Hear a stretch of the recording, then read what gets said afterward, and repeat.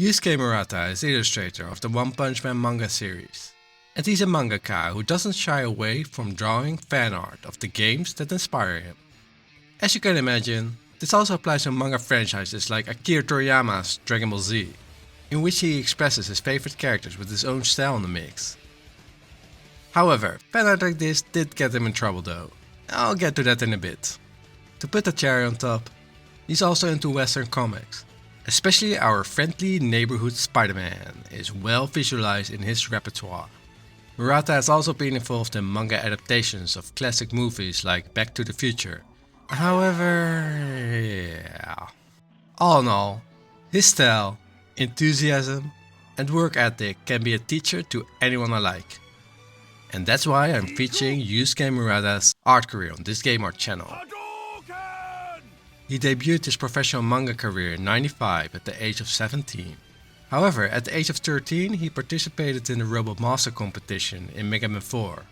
Yes, Dustman is his design. And a year later, he did the same for Mega Man 5 with Crystal Man. Anyways, in case of manga, he started with one-shots in Shonen Jump titled Partner and Samui Hanashi, which for both he won beginner awards. In '02 he published the American football sport manga Eyeshield 21. Actually, this series' story concept was supposed to be a solo created project by Riichiro Inagaki. However, clearly impressed by Murata's artworks, he asked him to become the illustrator, and thus they joined forces in a collaboration. This definitely paid off, because their 2 Shonen Jump one-shots led to a 7-year run streak until '09. Also, because they had their own dedicated roles of writing and illustrating, Murata had way more time to make full-color promotional images, which is a luxury most mangaka don't have due to their high volume deadline. Eyeshield 21 concluded after 333 chapters, and to add some icing on the cake, this series also spawned a 145 episode anime and some OVAs. With so much experience under his belt, Yusuke Murata made a one-shot of Madafuki Park, and he released a manga publishing guide in a story format, which on itself is a more relevant remake from Akira Toriyama's Had to Be Manga Kenkujo. In '08 he made a one-shot of Blast, and a year later he did the same for his project Minds.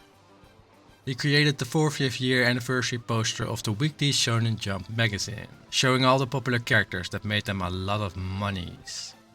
Other worthy mentions were his illustrative works on Donten Prism Solar Car, Tengen Tenchi Fight Club, and Doto no Yushitachi. Okay, so what about One-Punch Man? Here it gets interesting.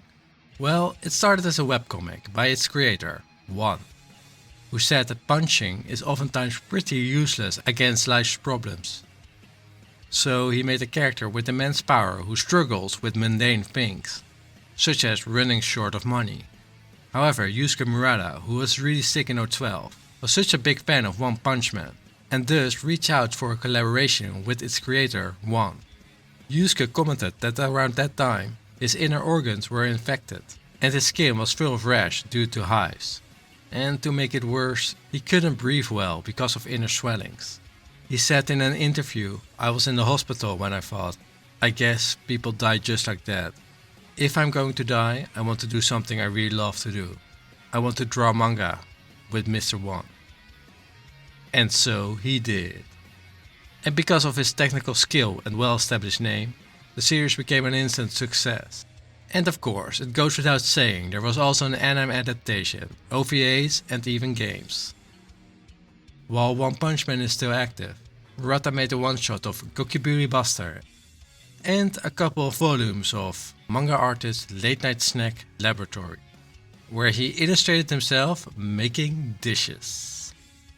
Anyways, mangas are not the only thing he does. Indeed, he likes the Western comics as well.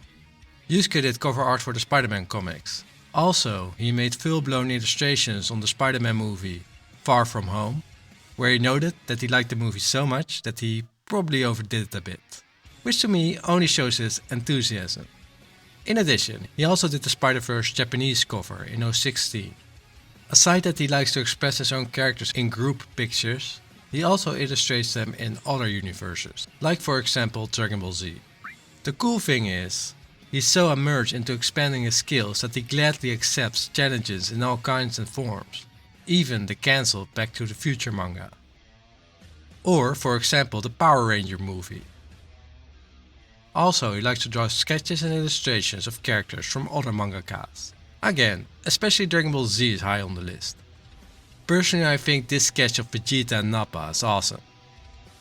And it's clear that he goes all out with his works, drawing many Capcom fighting characters, which are mostly featured in Street Fighter the novel. He commented that he was inspired by character designers such as Kinu Nishimura. Her art is well known in the fighting game industry, and I think we can all agree why her art resonates with Murata. Creating illustrations in the form of fan art of other IPs, done by a pro, is actually quite rare. While it definitely does happen, most pros likely keep their fan art to themselves. But Murata is one of the few that makes the most of it, and just shares it with the world on his social media pages. Even though I think you and I can agree that this is awesome, and should definitely be done by his peers as well. I mean, come on, he even did Pokemon fan art. Unfortunately, this type of behavior did get him some backlash, because Mario did not approve. To elaborate, while Capcom praises his work, Nintendo is not a hardcore fan. His Just for Fun Bowsette character concept design got cancelled. It was because the fans went out of their mind and the design spread like wildfire, leading social media to believe the character might be canon, creating confusion. Ultimately, this led to this apology artwork, and he removed the original image from his social media account to ease the Nintendo Corporation.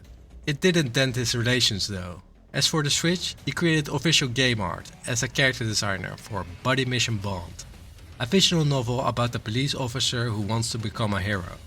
Furthermore, he was featured with an honorable mention in the end credits of Mega Man 12. Also, he made some seriously neat fan art for Mega Man, and therefore it's no wonder that he was shown in the Mega Man 30-year anniversary art book. And I'm sure you can agree to that as well.